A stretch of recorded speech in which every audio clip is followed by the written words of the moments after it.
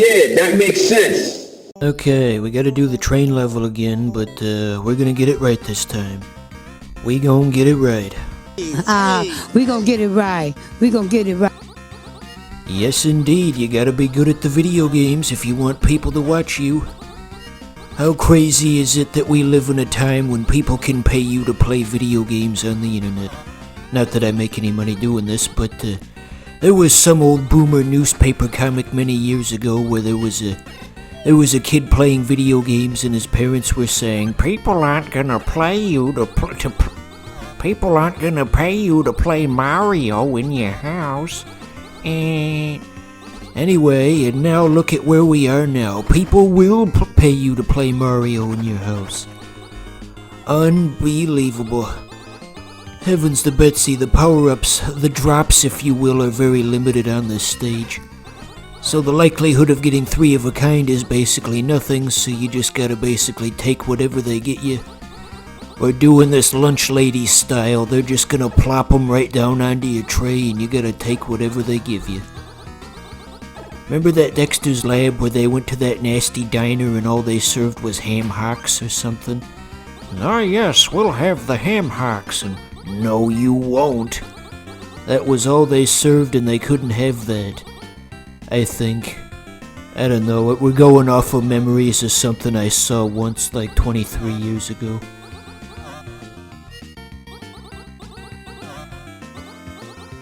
Speaking of things that get watched once, I used to think Uncle Al was kind of funny, Uncle Al, the YouTube guy. Anyway, I'd try to evangelize Uncle Al to all of my YouTube friends and show him stuff, and the reaction was always the same whenever I showed it to somebody. It was like, wow, this is shit.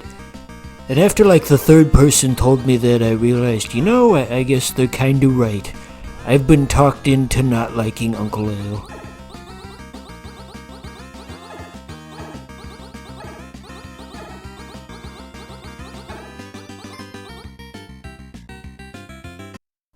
And there you have it, folks. I said I was gonna get it right, and get it right I did. You see, our character was doing the Mario 64 pose when we won back there. Thank you so much for playing my game. Imagine if you got all the cherries in this, and then at the end there was a voiceover of Derek Yu saying, "Thank you so much for playing my game." I would lol. You recognize this music, by the way. It's a remix of the theme from Magic Garden. It's so jovial and upbeat. It goes bang bang bang bang bang bang bang bang bang bang bang bang bang bang. Bang bang bang bang bang bang bang bang bang bang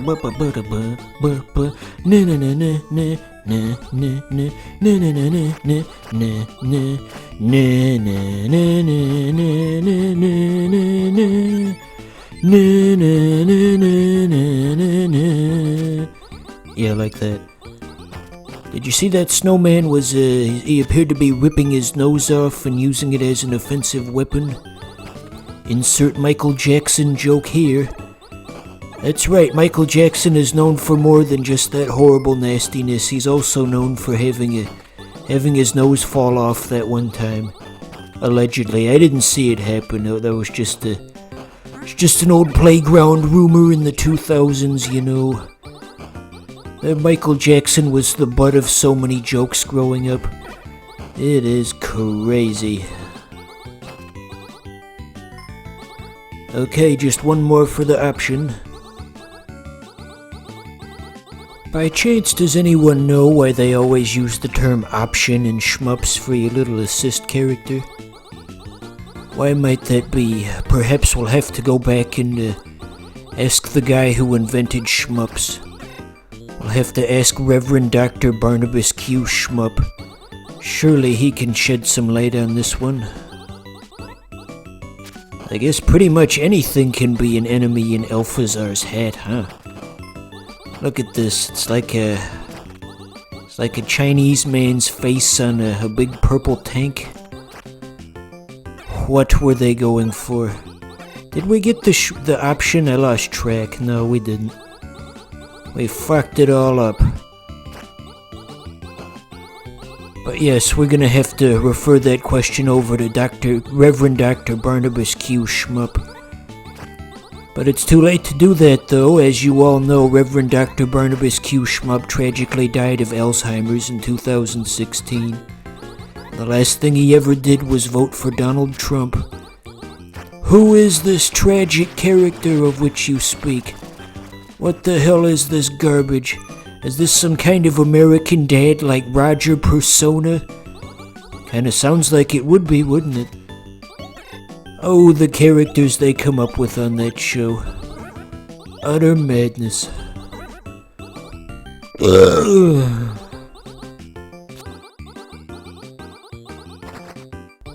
Anywho, so just looking at the overall representation of all the different gaming genres in UFO 50, we've got lots of shmups and we've got lots of variations of shmups, but I tell you what we don't have. We don't have a Mega Man style run and gun game. We've got a Metroid style run and gun game, but not quite something in the style that I'm imagining. I mean, I guess Veldres is kinda that, but it's different enough in how it controls that I would say that doesn't count. You know what I mean? Would you believe that in the 35-year history of Mega Man games, there's never been a Mega Man game that's broken 2 million copies, and copies sold? Ain't that wild? It's a very modestly... Would you fucking get over here for God's sake? I swear to God, this fucking helicopter fuck over here, he thinks he's so fucking smart going left and right all the time. How about you take those big red orbs of yours and shove them up your ass? Oh my goodness. So if I made a joke about how the green moon is one of the power-ups and, you know, green moons and Islam and all that, you can become more powerful by believing in Islam, viewer. That's the message of UFO 50. Derek Yu was trying to spread the word, you see. Spread the word of Allah.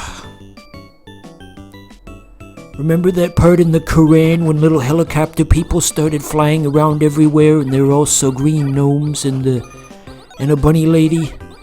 I remember that part. We read the Quran all the time in Catholic school.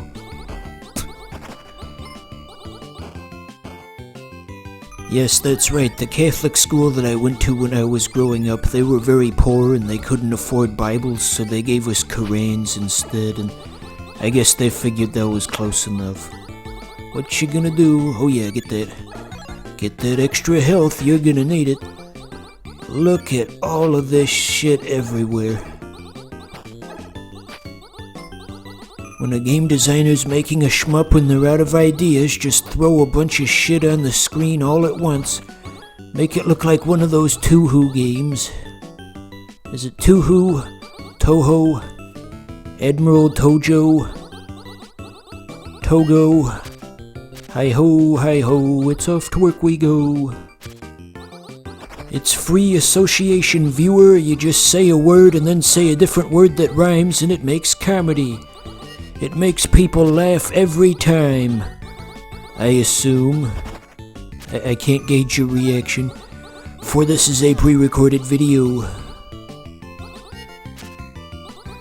So we got a new backdrop now. We finally ditched all the snow levels and we got a nice star full of skies, just like that song. This is what Coldplay was singing about all along. Okay, and now we gotta fight the number one enemy of gamers everywhere, the elderly. Fun fact, when you start terrorizing your grandparents, this is what they do. They morph into spiky balls and scary purple heads. I tried it myself once 20 years ago, and this is exactly how it went down. Just like Mike Stoklasa, the elderly are the number one enemy of gamers everywhere. You know, it's funny, for all the times Mike Stoklasa laughs at the elderly, he's getting a little loony himself. There was that one episode where they went to see the new Star Wars movie, and in the preview they had like a trailer for Romeo and Juliet, and there was a gnome in a Borat-style mankini shaking his butt at the camera, and Mike Stoklasa got confused and thought Yoda did that in the movie, and all of his friends were legitimately worried, thinking maybe he had early onset dementia, and, oh yeah, I guess the episode's over. What a strange place to leave it on.